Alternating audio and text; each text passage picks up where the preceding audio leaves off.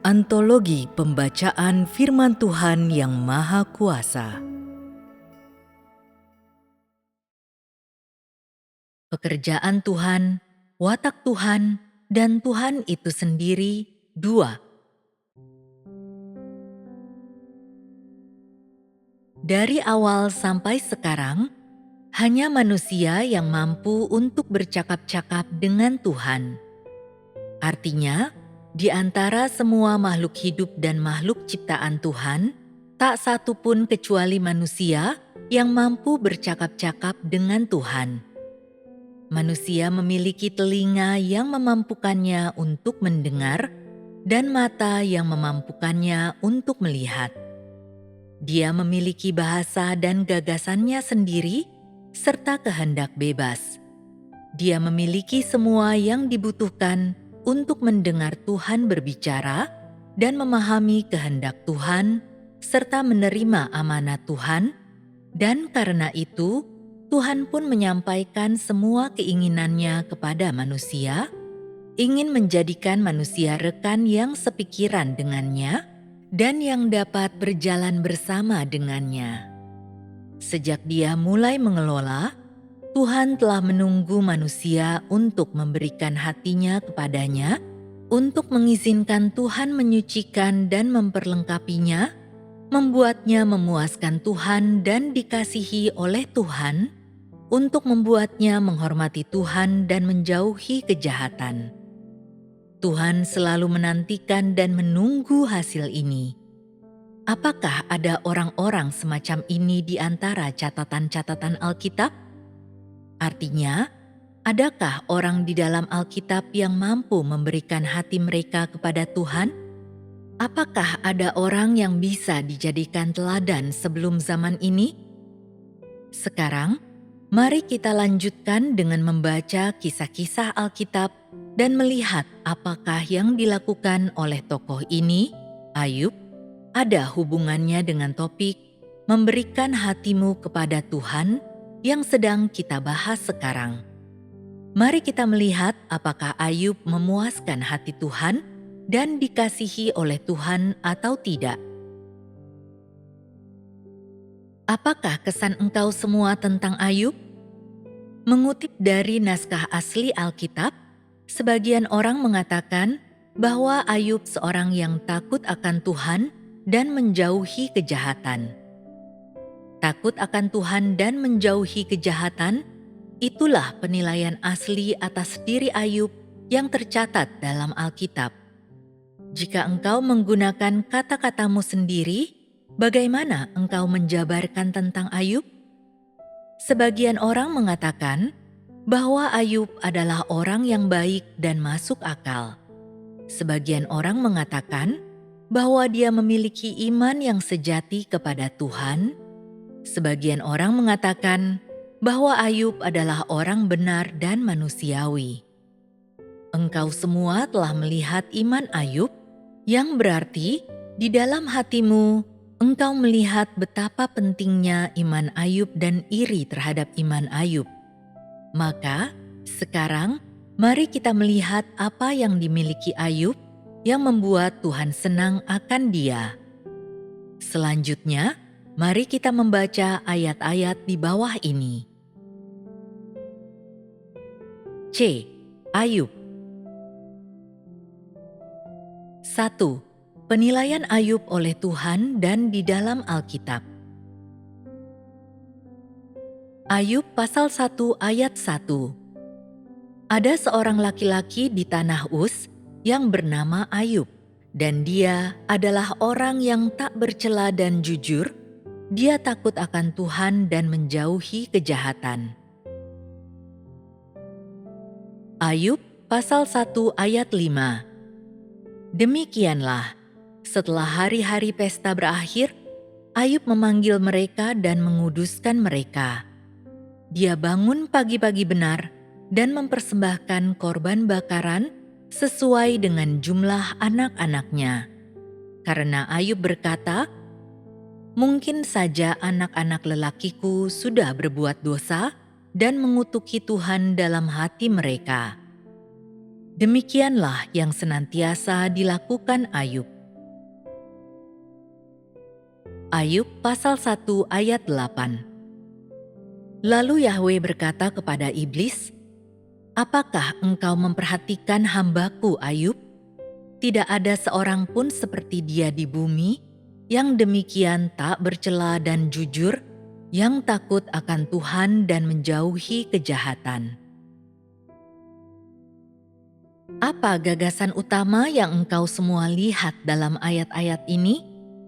Ketiga ayat singkat dari Alkitab ini berkaitan dengan Ayub. Meski singkat, ayat-ayat ini dengan jelas menyatakan orang seperti apa Ayub itu.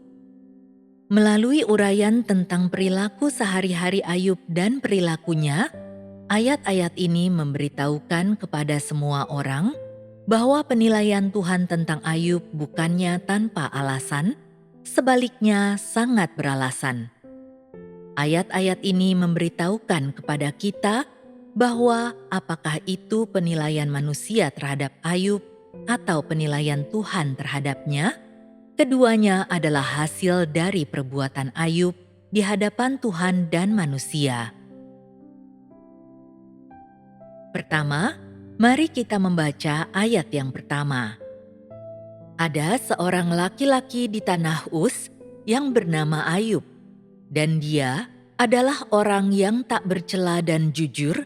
Dia takut akan Tuhan dan menjauhi kejahatan. Ini adalah penilaian pertama tentang Ayub dalam Alkitab, dan kalimat ini adalah penilaian sang penulis tentang Ayub. Tentu saja, itu juga mewakili penilaian manusia tentang Ayub, yaitu dia adalah orang yang tak bercela dan jujur.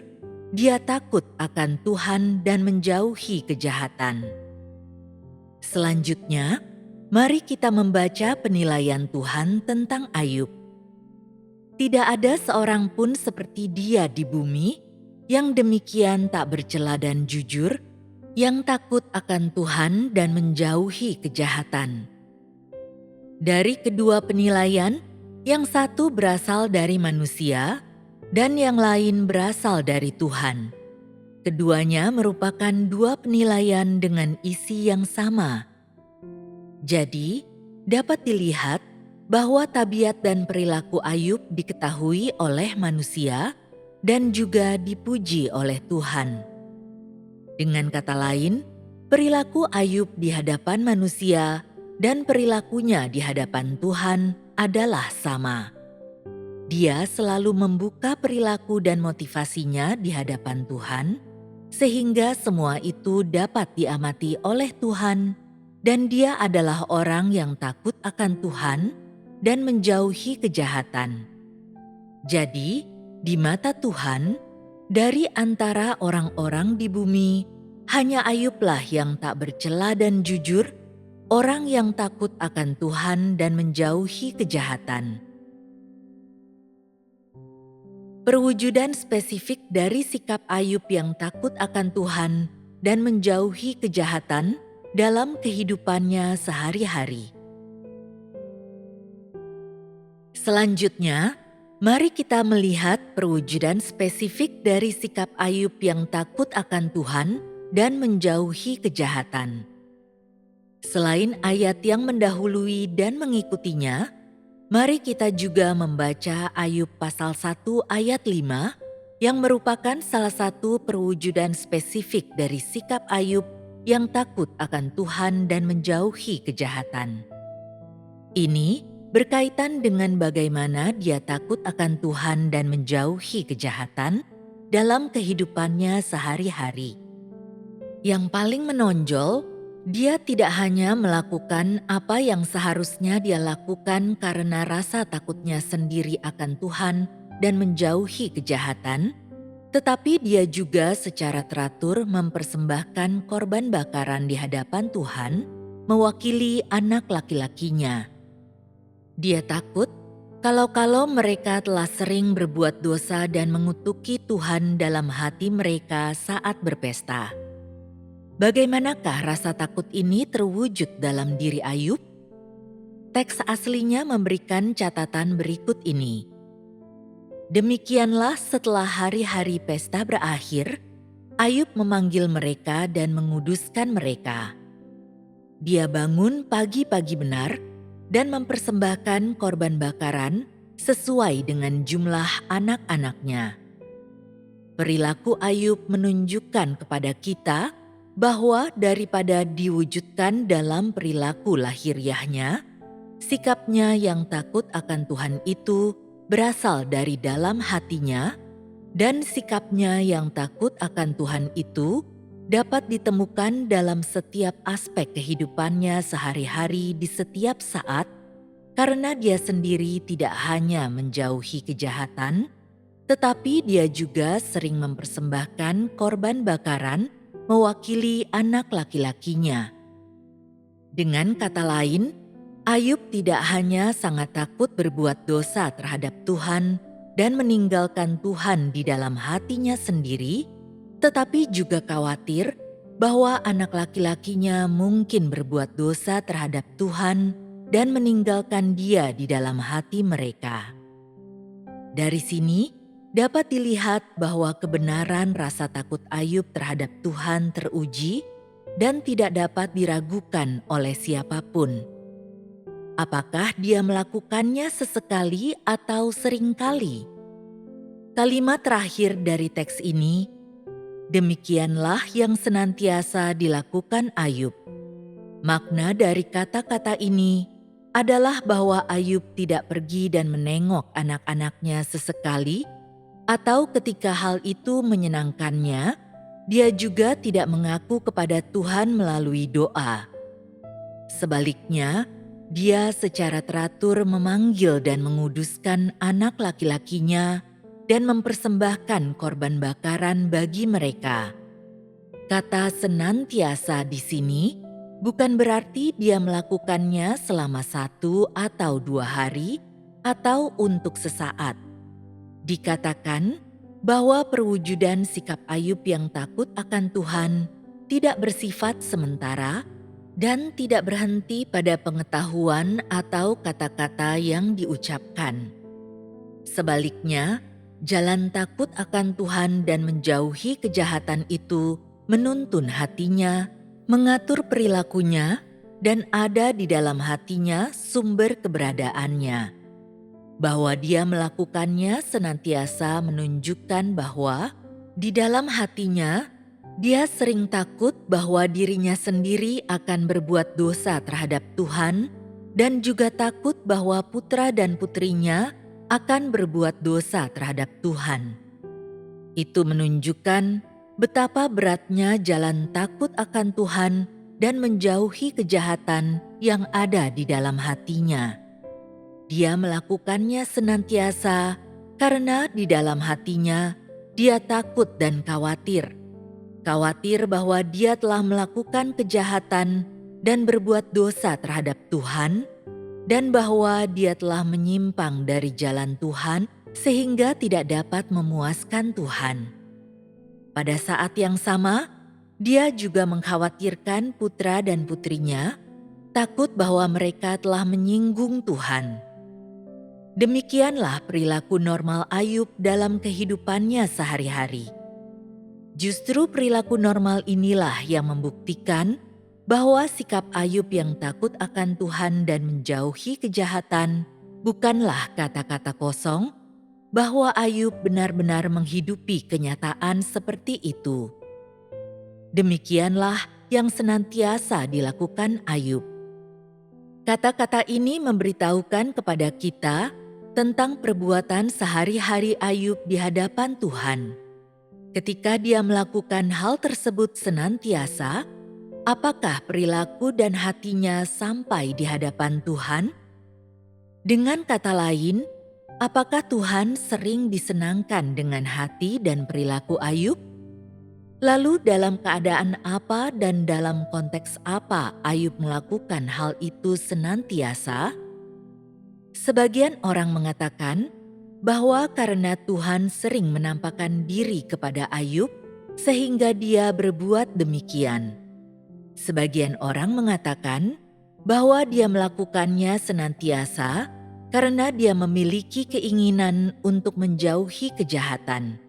Dan sebagian orang mengatakan bahwa mungkin dia berpikir bahwa kekayaannya tidak diperoleh dengan mudah, dan dia tahu bahwa kekayaannya telah dianugerahkan kepadanya oleh Tuhan, sehingga dia sangat takut kehilangan hartanya sebagai akibat berbuat dosa melawan atau menyinggung Tuhan.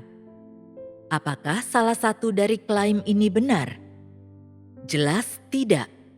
Karena di mata Tuhan, apa yang paling Tuhan terima dan hargai tentang Ayub bukan hanya karena dia senantiasa melakukannya.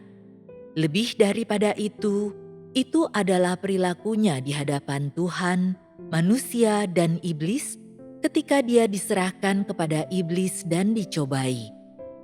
Bagian-bagian di bawah ini memberikan bukti yang paling meyakinkan, bukti yang menunjukkan kepada kita betapa benarnya penilaian Tuhan tentang Ayub. Selanjutnya, mari kita baca ayat-ayat Alkitab berikut ini. 2. Iblis mencobai Ayub untuk pertama kalinya. Ternaknya dicuri dan bencana menimpa anak-anaknya. A. Firman yang diucapkan Tuhan. Ayub pasal 1 ayat 8. Lalu Yahwe berkata kepada iblis, "Apakah engkau memperhatikan hamba-Ku Ayub? Tidak ada seorang pun seperti dia di bumi, yang demikian tak bercela dan jujur, yang takut akan Tuhan dan menjauhi kejahatan." Ayub pasal 1 ayat 12. Dan Yahwe berkata kepada iblis, "Lihat, segala yang dipunyainya ada di tanganmu, hanya jangan ulurkan tanganmu terhadap dia." Lalu iblis pergi dari hadapan Yahwe. B. Jawaban iblis.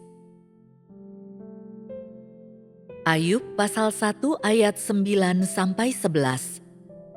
Lalu iblis menjawab Yahwe dan berkata, "Apakah Ayub takut kepada Tuhan begitu saja tanpa mendapat apapun? Bukankah engkau memagari dia dan rumahnya dan semua yang dimilikinya? Engkau memberkati segala pekerjaan tangannya dan semua miliknya bertambah banyak di negeri itu. Tetapi coba engkau ulurkan tanganmu dan sentuhlah segala yang dimilikinya, dia pasti akan mengutuki engkau di hadapanmu." Tuhan mengizinkan iblis untuk mencobai Ayub sehingga iman Ayub akan disempurnakan. Ayub pasal 1 ayat 8 adalah catatan pertama yang kita lihat dalam Alkitab tentang percakapan antara Tuhan Yahwe dan iblis. Jadi, apa yang Tuhan katakan? Teks aslinya memberikan catatan berikut ini. Lalu Yahwe berkata kepada iblis, "Apakah engkau memperhatikan hamba-Ku Ayub? Tidak ada seorang pun seperti dia di bumi, yang demikian tak bercela dan jujur, yang takut akan Tuhan dan menjauhi kejahatan." Ini adalah penilaian Tuhan tentang Ayub di hadapan iblis. Tuhan berkata bahwa Ayub adalah seorang yang tak bercela dan jujur, yang takut akan Tuhan dan menjauhi kejahatan. Sebelum percakapan antara Tuhan dan iblis ini, Tuhan telah memutuskan bahwa Dia akan memakai iblis untuk mencobai Ayub, bahwa Dia akan menyerahkan Ayub kepada iblis. Di satu sisi, ini akan membuktikan bahwa pengamatan dan penilaian Tuhan atas Ayub akurat dan tanpa kesalahan, dan akan menyebabkan iblis dipermalukan melalui kesaksian Ayub. Di sisi lain, hal itu akan menyempurnakan iman Ayub kepada Tuhan dan rasa takutnya akan Tuhan. Jadi, ketika iblis datang ke hadapan Tuhan, Tuhan tidak menggunakan bahasa yang tidak jelas. Dia berkata langsung ke pokok masalah dan bertanya kepada iblis, "Apakah engkau memperhatikan hamba-Ku Ayub?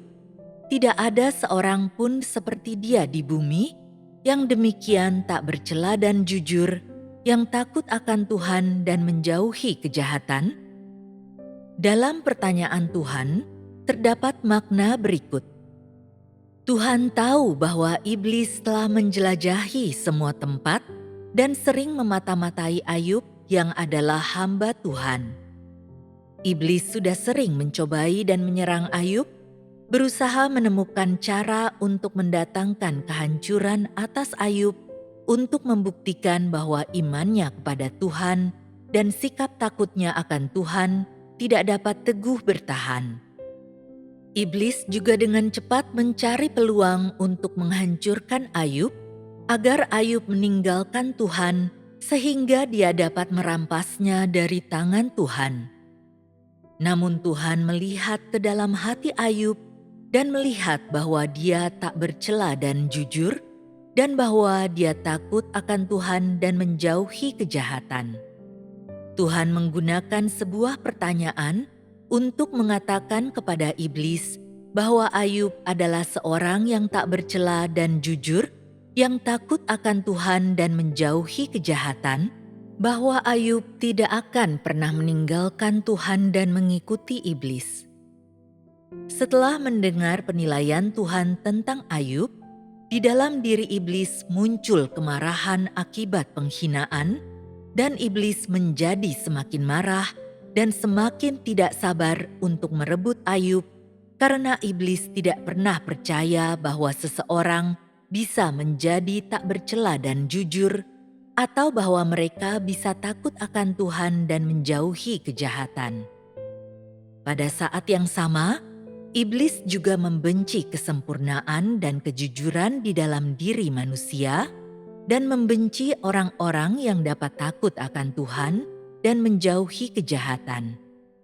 Jadi, tertulis dalam Ayub pasal 1 ayat 9-11 bahwa lalu iblis menjawab Yahwe dan berkata, "Apakah Ayub takut kepada Tuhan begitu saja tanpa mendapat apapun? Bukankah engkau memagari dia dan rumahnya dan semua yang dimilikinya? Engkau memberkati segala pekerjaan tangannya, dan semua miliknya bertambah banyak di negeri itu. Tetapi coba engkau ulurkan tanganmu dan sentuhlah segala yang dimilikinya, dia pasti akan mengutuki engkau di hadapanmu." Tuhan sangat mengenal natur jahat si iblis dan tahu benar bahwa iblis telah lama berencana untuk menghancurkan Ayub. Dan karena itu, dalam hal ini Tuhan berharap dengan mengatakan kepada iblis sekali lagi bahwa Ayub tak bercela dan jujur, dan bahwa dia takut akan Tuhan dan menjauhi kejahatan, untuk membuat iblis terpancing, untuk membuat iblis mengungkapkan wajah aslinya dan menyerang serta mencobai Ayub. Dengan kata lain, Tuhan dengan sengaja menekankan bahwa Ayub itu tak bercela dan jujur, dan bahwa dia takut akan Tuhan dan menjauhi kejahatan, dan dengan cara ini dia membuat iblis menyerang Ayub karena kebencian dan kemarahan iblis terhadap Ayub yang merupakan orang yang tak bercela dan jujur, seorang yang takut akan Tuhan dan menjauhi kejahatan. Sebagai hasilnya, Tuhan akan mempermalukan iblis melalui kenyataan bahwa Ayub adalah manusia yang tak bercela dan jujur, seorang yang takut akan Tuhan dan menjauhi kejahatan, dan iblis akhirnya akan sepenuhnya dipermalukan dan dikalahkan. Setelah itu, iblis tidak lagi akan meragukan atau membuat tuduhan tentang hidupnya yang tak bercela, jujur, takut akan Tuhan, atau menjauhi kejahatan. Dengan cara ini, Ujian dari Tuhan dan pencobaan iblis hampir tidak dapat dihindari. Satu-satunya yang mampu bertahan dari ujian dari Tuhan dan pencobaan iblis adalah Ayub. Setelah percakapan ini, iblis diberi izin untuk mencobai Ayub. Maka dimulailah babak pertama serangan iblis. Sasaran dari serangan ini adalah harta benda Ayub, karena iblis telah membuat tuduhan berikut ini terhadap Ayub. Apakah Ayub takut kepada Tuhan begitu saja tanpa mendapat apapun? Engkau memberkati segala pekerjaan tangannya, dan semua miliknya bertambah banyak di negeri itu. Akibatnya, Tuhan mengizinkan iblis untuk mengambil semua yang dimiliki Ayub. Inilah tujuan utama mengapa Tuhan berbicara dengan iblis. Namun, Tuhan mengajukan satu permintaan kepada iblis. Lihat, segala yang dipunyainya ada di tanganmu, hanya jangan ulurkan tanganmu terhadap dia. Inilah syarat yang Tuhan tetapkan setelah Dia mengizinkan iblis untuk mencobai Ayub dan menyerahkan Ayub kepada iblis, dan inilah batas yang Dia tetapkan untuk iblis. Dia memerintahkan kepada iblis agar tidak mencelakakan Ayub. Karena Tuhan mengetahui bahwa Ayub tak bercela dan jujur, dan karena Dia memiliki keyakinan bahwa kesempurnaan dan kejujuran Ayub di hadapannya tidak diragukan lagi dan dapat bertahan dalam ujian, jadi Tuhan mengizinkan iblis untuk mencobai Ayub, tetapi menetapkan pembatasan kepada iblis. Iblis diizinkan untuk mengambil semua harta benda milik Ayub, tetapi dia tidak dapat menyentuh Ayub. Apa artinya ini? Ini berarti Tuhan tidak menyerahkan Ayub sepenuhnya kepada iblis pada saat itu. Iblis dapat mencobai Ayub dengan cara apapun yang diinginkannya, tetapi dia tidak dapat menyakiti Ayub itu sendiri. Bahkan, tak sehelai pun rambut di kepalanya.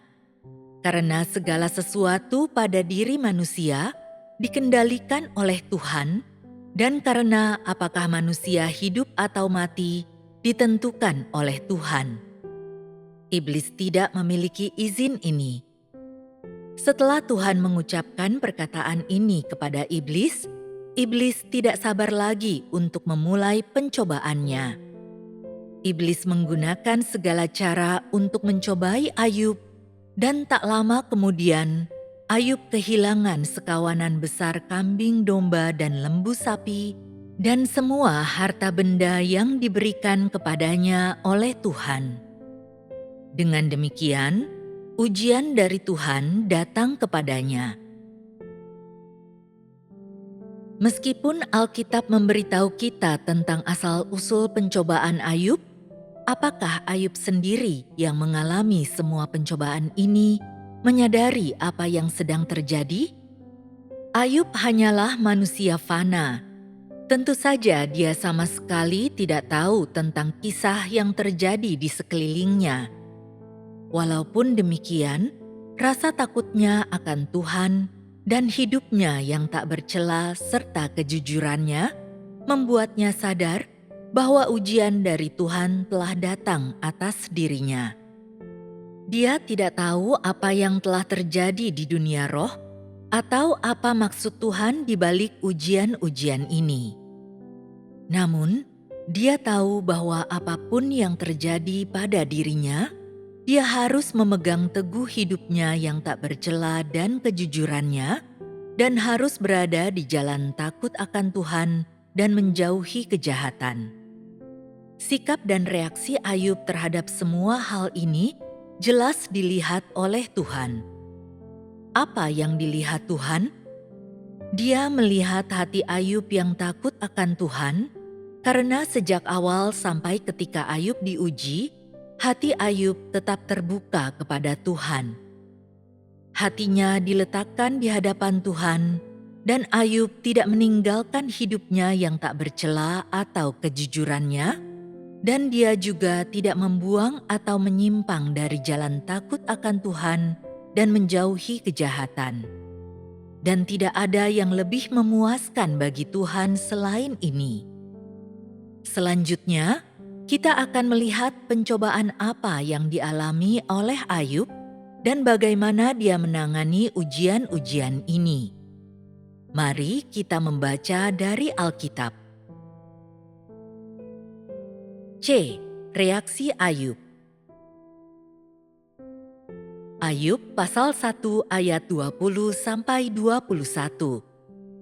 Lalu Ayub bangun, mengoyak jubahnya dan mencukur kepalanya, kemudian tersungkur dan menyembah. Katanya, "Dengan telanjang aku keluar dari rahim ibuku, dengan telanjang aku juga akan kembali ke situ. Yahwe yang memberi, Yahwe juga yang mengambil. Terpujilah nama Yahwe." Inisiatif Ayub untuk mengembalikan semua yang dia miliki berasal dari rasa takutnya akan Tuhan. Setelah Tuhan berkata kepada iblis, "Lihat, segala yang dipunyainya ada di tanganmu, hanya jangan ulurkan tanganmu terhadap dia." Iblis pergi. Segera setelah itu, Ayub mengalami serangan yang tiba-tiba dan dahsyat. Pertama, lembu sapi dan keledainya dijarah, dan sebagian hamba-hambanya dibunuh. Selanjutnya, kambing domba dan sebagian hamba-hambanya yang lain tewas terbakar. Setelah itu, unta-untanya diambil, dan lebih banyak lagi hamba-hambanya dibunuh. Akhirnya, nyawa putra dan putrinya diambil. Rangkaian serangan ini adalah siksaan yang diderita Ayub selama pencobaan pertama. Sebagaimana diperintahkan Tuhan, selama semua serangan ini, iblis hanya menyasar harta benda Ayub dan anak-anaknya dan tidak mencelakai Ayub itu sendiri. Walaupun demikian, Ayub langsung berubah dari orang kaya yang memiliki kekayaan besar menjadi orang yang tidak punya apa-apa. Tak seorang pun yang mampu menahan pukulan mengejutkan yang mencengangkan ini ataupun bereaksi dengan benar dalam menghadapinya, tetapi Ayub menunjukkan sisi luar biasanya. Alkitab memberikan catatan sebagai berikut.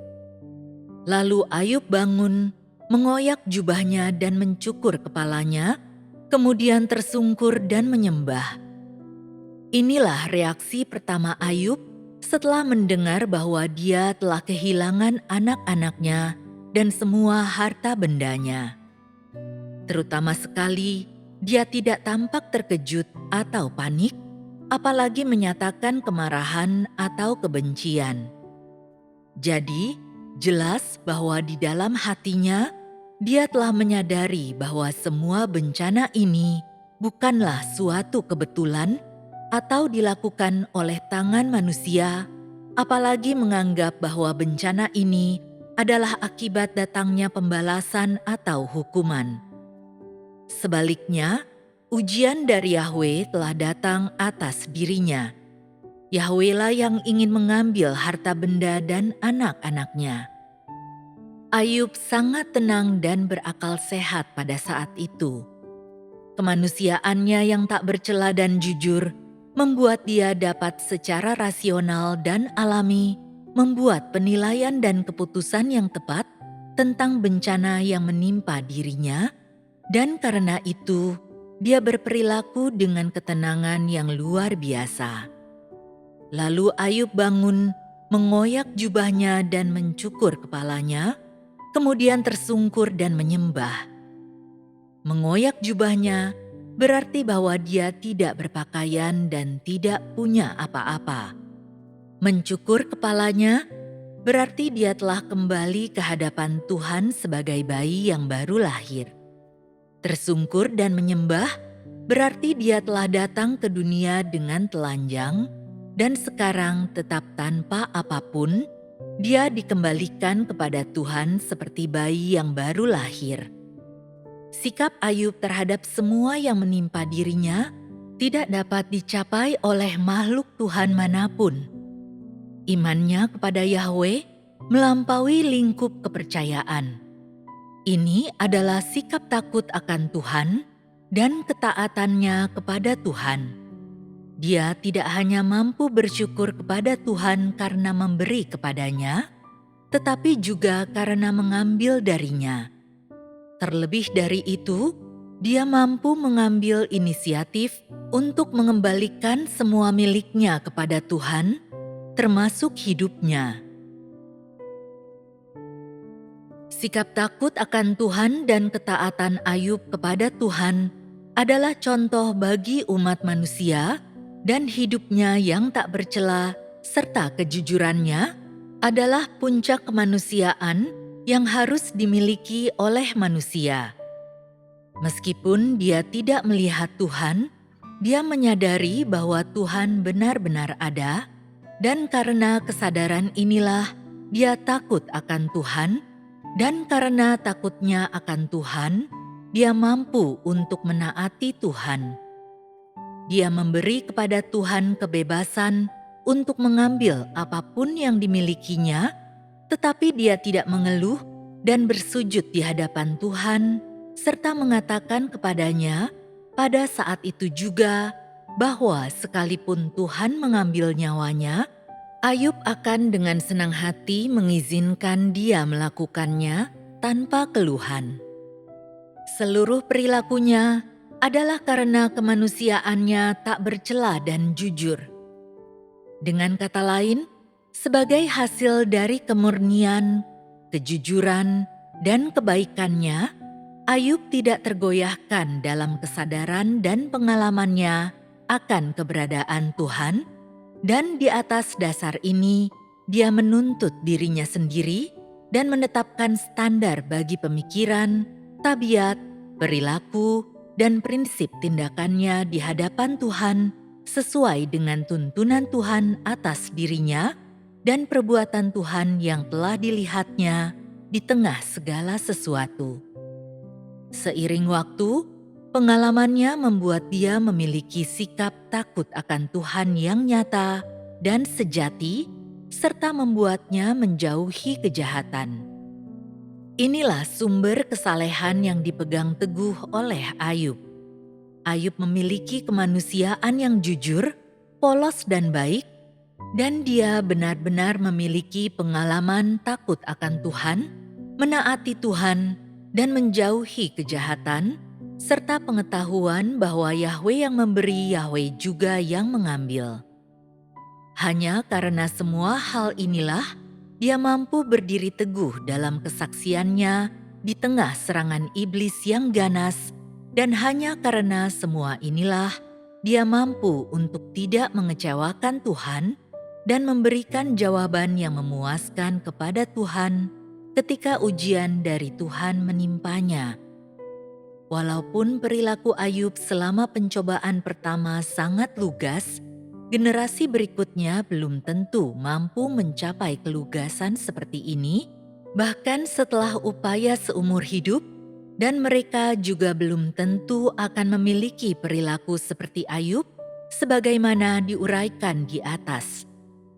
Pada zaman sekarang, diperhadapkan dengan perilaku Ayub yang lugas dan membandingkannya dengan teriakan dan tekad, ketaatan dan kesetiaan mutlak sampai mati yang ditunjukkan kepada Tuhan oleh mereka yang mengaku percaya kepada Tuhan dan mengikut Tuhan, apakah engkau semua merasa sangat malu ataukah tidak? Ketika engkau membaca di Alkitab semua yang diderita oleh Ayub dan keluarganya, apa reaksimu? Apakah engkau menjadi bingung? Apakah engkau tercengang? Dapatkah ujian yang menimpa Ayub digambarkan sebagai sesuatu yang mengerikan? Dengan kata lain, sudah cukup mengerikan membaca ujian yang dialami Ayub sebagaimana diuraikan dalam Alkitab, apalagi seandainya hal itu terjadi dalam kehidupan nyata. Jadi, jelas bahwa apa yang menimpa Ayub bukanlah kegiatan latihan, tetapi peperangan nyata yang menampilkan senjata dan peluru yang sebenarnya. Namun, oleh tangan siapakah dia mengalami ujian ini? Tentu saja, ujian tersebut adalah pekerjaan iblis, dan iblis melakukan hal-hal ini dengan tangannya sendiri. Meskipun demikian, hal-hal ini diizinkan oleh Tuhan. Apakah Tuhan memberitahu iblis bagaimana cara mencobai Ayub? Tuhan tidak memberitahukannya. Tuhan hanya memberikan satu syarat yang harus dipatuhi iblis, dan kemudian pencobaan menimpa Ayub. Ketika pencobaan itu menimpa Ayub, itu memberi manusia perasaan tentang kejahatan dan keburukan iblis, kedengkian dan kebenciannya terhadap manusia, dan permusuhannya terhadap Tuhan. Dalam hal ini, kita melihat bahwa betapa kejamnya pencobaan ini tidak dapat diungkapkan dengan kata-kata. Dapat dikatakan bahwa natur jahat iblis yang suka mengganggu manusia dan wajahnya yang buruk sepenuhnya terungkap pada saat ini.